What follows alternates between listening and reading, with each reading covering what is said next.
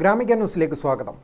ഡിവൈഎഫ്ഐയുടെ നേതൃത്വത്തിൽ തലശ്ശേരി ജനറൽ ആശുപത്രിയിൽ നടത്തുന്ന വയറെരിയുന്നവരുടെ മിഴി നിറയാതിരിക്കാൻ ഹൃദയപൂർവ്വം ഉച്ചഭക്ഷണ വിതരണ പദ്ധതി 5ാം വർഷത്തിലേക്ക്. വാർഷിക ദിനത്തിൽ ജനറൽ ആശുപത്രി പരിസരത്ത് ഡിവൈഎഫ്ഐ ജില്ലാ സെക്രട്ടറി സരിൻ ശശി ഭക്ഷണ വിതരണം ഉദ്ഘാടനം ചെയ്തു. ഡിവൈഎഫ്ഐ ജില്ലാ സെക്രട്ടറി മുഹമ്മദ് അഫ്സൽ അധ്യക്ഷനായി.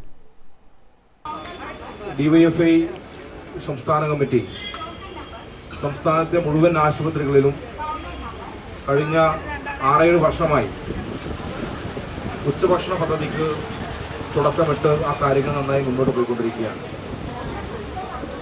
അതിൻ്റെ ഘട്ടത്തിലാണ് തലശ്ശേരി താലൂക്ക് ആശുപത്രിയിൽ അസുഖവുമായി വന്ന് അഡ്മിറ്റാവുന്ന നമ്മുടെ നാട്ടിലെ സാധാരണക്കാരായ ആളുകൾക്ക് ഒരു നേരത്തെ ഭക്ഷണമെങ്കിലും എത്തിച്ചു കൊടുക്കാൻ സാധിക്കണമെന്ന കാഴ്ചപ്പാടിൻ്റെ ഭാഗമായി 4 വർഷം മുന്നേ ആരംഭിച്ച പദ്ധതിയാണ് ഇന്ന് 4 വർഷവും ഒരു ദിവസം പോലും മുടങ്ങാത്ത നിലയിൽ എന്തെല്ലാം പ്രതിസന്ധി വന്നാലും ആ പ്രതിസന്ധികളെല്ലാം മറികടന്നുകൊണ്ട് എല്ലാ ദിവസവും ഭക്ഷണം കൊടുക്കുക എന്ന് പറയുന്ന കാഴ്ചപ്പാടിലേക്ക് ഡിവൈഎഫ്ഐക്ക് മാറാൻ സാധിച്ചിട്ടുള്ളത്.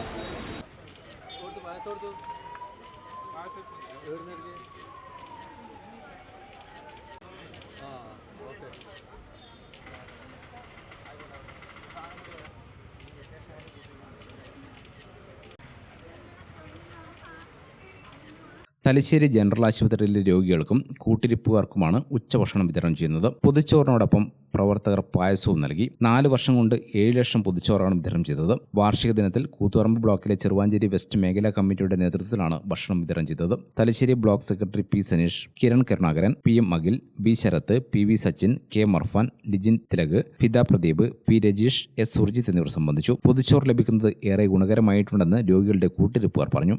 ഞാൻ താഴെ ചമ്പാട എൻ്റെ ഏച്ചി എവിടെയുള്ള ഇവിടെ 10 ദിവസം കഴിഞ്ഞ് ഇവിടുന്ന് ഞാൻ വന്നേരം ഇവിടുന്ന് ഉച്ചക്കത്തെ ഭക്ഷണം ഇടുന്ന നല്ല ഭക്ഷണമാണ്.